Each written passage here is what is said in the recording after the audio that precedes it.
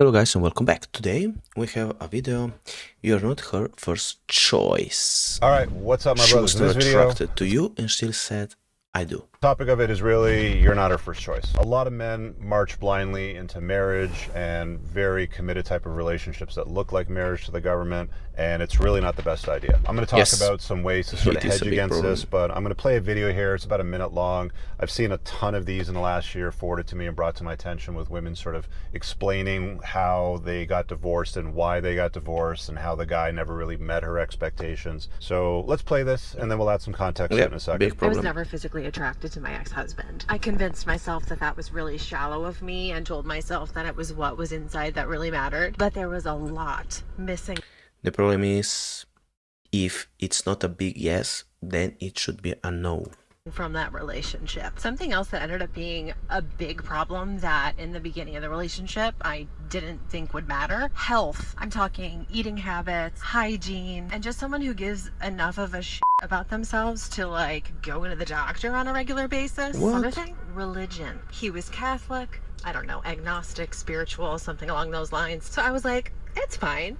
You believe what you believe, I'll believe what I believe. And it was kind of fine until we had a kid. Then a lot of arguments started happening because we didn't agree with what she should be taught. And for those of you who are like, isn't that something you should have thought about before you got married? Yeah, there's a lot that I should have thought about before I got married, and I didn't. So here we are. I literally remember calling home. I was living in California. I called back home to Buffalo to tell my family members I was engaged, and my aunt's response was, to who? That's how fast shit went down, okay? We live and we learn, girls. Yeah, I mean, she says we live and we learn, girls, but there's no account or there's no consideration taken for the guys that get absolutely destroyed going through the divorce grinder in the West. It's easy for her to just walk down the street with her giant ass diamond ring on her hand, talking about how she just, oopsie, I made a mistake, married the wrong guy, he wasn't the right fit. I've never really liked him from the get-go, so I'm gonna make this video for some TikTok clout. They always say hindsight's 20/20, right? But what sucks when it involves a guy giving up half of his stuff, probably losing a good chunk of access to his children,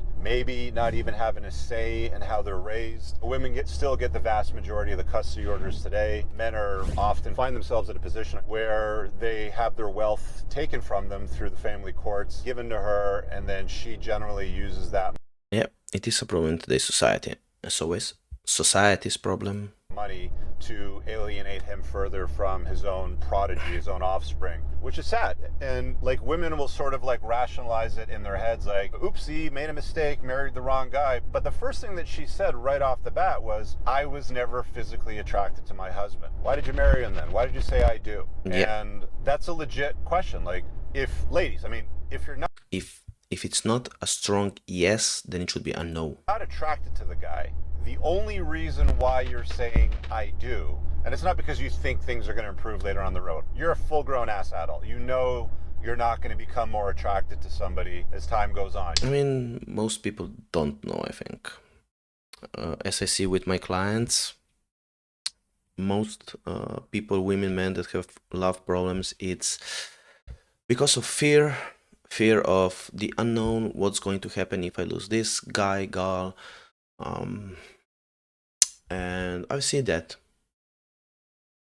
You're either hot to trot or you're just like not. There's really only 3 categories of guys that women will date. And you know, the first one is they've got genuine burning desire, as I talk about in my book, The Unplugged Alpha, where they'll basically do anything, like literally anything. It's not that they'll say yes to everything. They'll basically say yes, daddy, to anything. Like, that's how enthusiastic they are about you. Yes. And then there's the guys that they're just like, maybe I'll kind of grow to like him. I don't really. So if you're a guy and you don't have a girl that is crazy about you, it's not going to work out. Like, you know, why can't I find a guy that I like that's going to propose to me who looks like Chad or any of the other guys that they were interested in the past? But the guy's kind of good enough looking for them.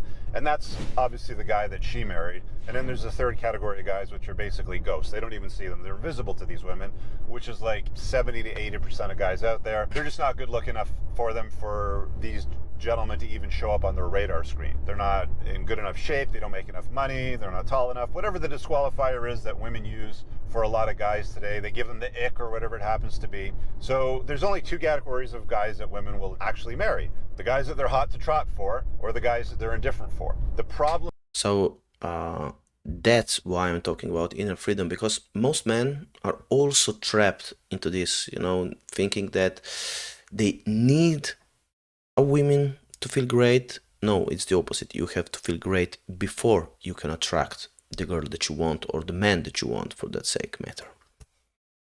The problem is the vast majority of men get themselves into a committed relationship that looks like marriage or is marriage, where she's just not into them. And guys, like, speaking to you right now, why do you keep inviting women into your life that aren't about you? Why do you keep tolerating indifference from women because they're not about you? And I suspect it's for a very good reason. It's because you can't do any better. You don't have any other options, which always brings me back to my original point that I always talk to guys about. It's like the best use of your time when it comes to your value on the sexual marketplace is increasing it, making yourself more attractive, making yourself more valuable. The more valuable you are in the sexual marketplace, the more competent you are, the more resourceful you are, the more money you can make, the more handsome you are, the more socially influential you are, blah, blah, blah. Like all these things that I talk about in my book, The 7 Spokes of a High Value Man. Yeah, sometimes yes, sometimes no. But I think that the most important thing is, as always I say, the inner freedom, because everything comes from the outside to the outside,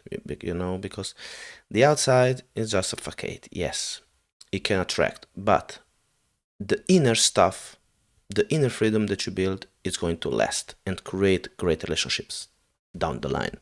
And the more of those that you are, the more spoiled for choice you are. And you're going to have women competing for your proposal. You're going to have women that be like, where's this going? I'd like to have a family one day. It would be kind of cool if we could have kids, sort of thing. But it's not just one chick. It's going to be several of them that will be pining for your attention. That's what you want. I mean, look, I'm not about marriage. Marriage is about the dumbest thing that you can do as a guy. If you live in the West, there's an entire chapter of my book that I titled Why Smart Men Don't Marry. I'll put a card up on the top right for a relevant video that you can sort of dig down a rabbit hole on why marriage is really stupid if you're newer to my channel. But if you're going to do something like invite a woman into your life on a permanent basis so that it looks like marriage, then you should be very, very careful about the kind of chick that you invite into your life to live in a way that looks like marriage to the government, because otherwise you could end up in a situation like this where your ex-wife is on TikTok building clout for her story about why she divorce raped your ass because she wasn't ever attracted to you, or you never really met her expectations, or you weren't healthy enough, or you didn't go to the doctor enough, or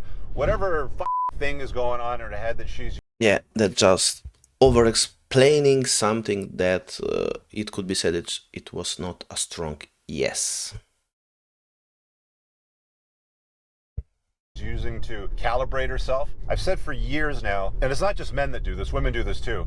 Humans are masters of complicating their lives and then justifying why they do it. Oh, I'll just marry him hoping that, my attraction will grow for him later on down the road. No, you don't like the guy.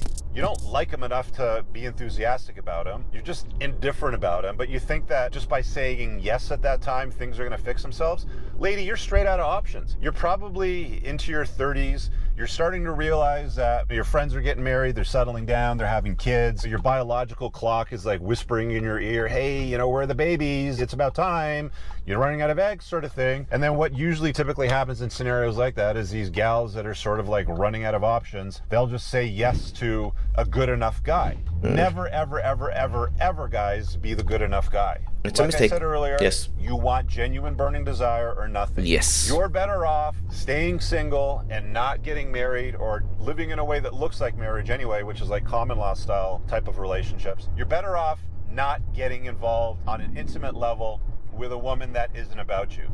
Because this is the kind of shit that happens. Like, there's a cottage industry of women now going on social media and TikTok and Instagram, making reels like this, talking about how, oopsie, I screwed up with my marriage. I'm going to go find the next guy and fix things, or I'll get better. And it's like, lady, if you couldn't get it at like 32 or 33, what makes you think you're going to do better than what you got at that age? I mean, maybe she could. I don't know.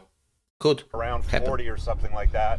When it's 7 years down the road, you're completely out of eggs. You're now older. Your sexual marketplace value is lower. You're now a single mom. Oh, look, it's Becky on the dating app. Surprise, surprise. One of thousands out there that are all saying the same thing. I'm looking for my person. I'm not looking for hookups anymore. I'm looking to settle down. I want to get married. I want to find the right guy for me, sort of thing. And it's like, guys, I'm telling you, fellas, stay away from women that aren't about you. And ladies, if you're not about the guy, do him a solid and just say no. Just say no. Yes. You're straight out of options. and you know that it's a bad... If it's not a strong yes, then say no. choice, and you're definitely not going to grow to like him anymore. But you can also learn to say it respectfully.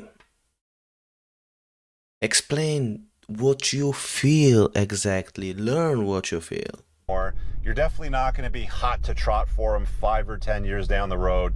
You knew out of the gates you weren't about the guy, and you said yes, and you married him anyway, and you took half his shit and you alienate him from the kids. And that's just not cool. So for the guys out there, if you want some actionable advice, play this video over again and send it to somebody that needs to see it. But more importantly, pinned in the top comment below, there's a link to my School of Unplugging. It's yes. Do that, guys. Do that, girls. We can work one-on-one. I have my book. I have a new book coming out. I'm almost finished writing it, so it's going to be out soon. It's going to be great. It's going to be interesting. So check it down below the comments and check down below in the description. Everything is down there. So see you next time, guys. Less than $50 a month.